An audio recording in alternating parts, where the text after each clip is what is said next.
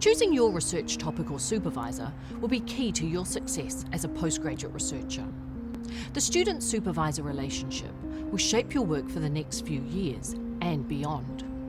Whether you're working closely with one supervisor or as part of a team, these are working relationships that will support and guide your research, extend your thinking, and help you develop international networks.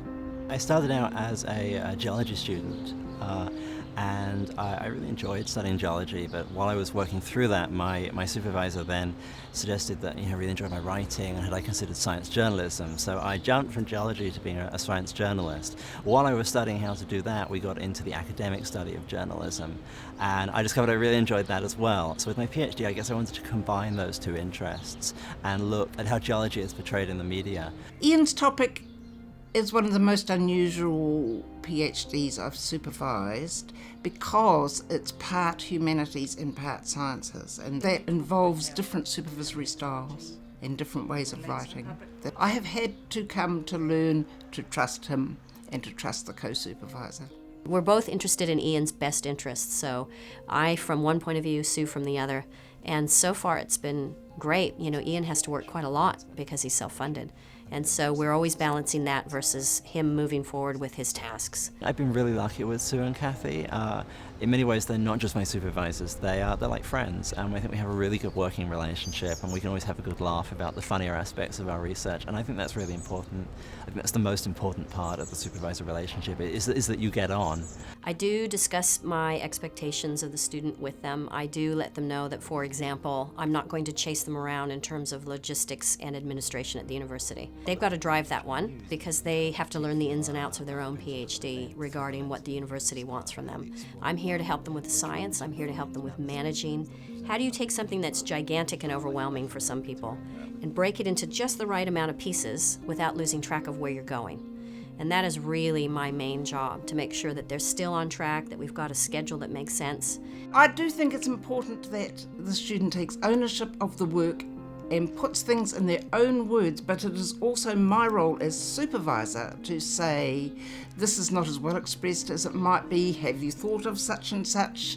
For me, the most important part of being a supervisor is to get a PhD done as well as that candidate can do it, completed in time to meet the deadline, to enable them to go on and have an oral and then become a doctor.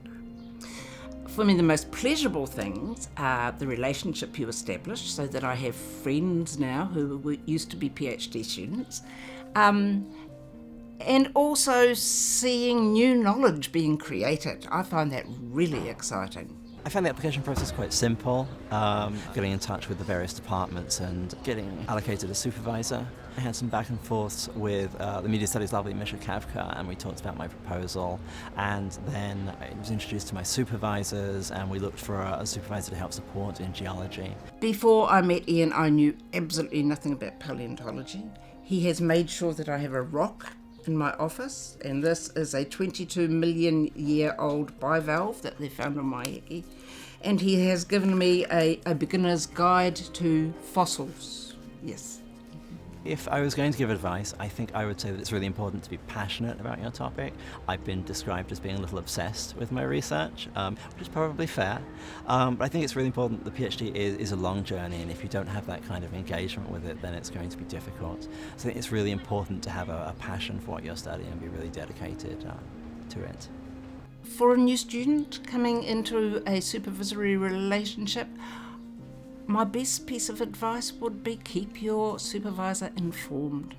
My best piece of advice to students when selecting a supervisor really comes from my own experiences doing that very same thing many years ago, but also having supervised 60 grad students, post-grad students here. I think you've got to have some kind of a rapport that you establish. It's all very well and good that the person is an expert. They don't have to be. So I think when you're selecting a supervisor, ask other students, what's it like having this person as a supervisor?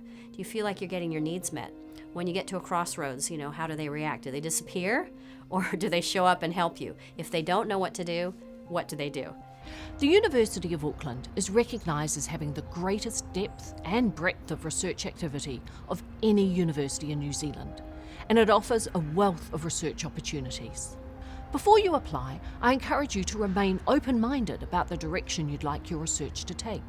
Visit our website and take your time to explore the research happening across the university so that you can discover the exciting opportunities on offer.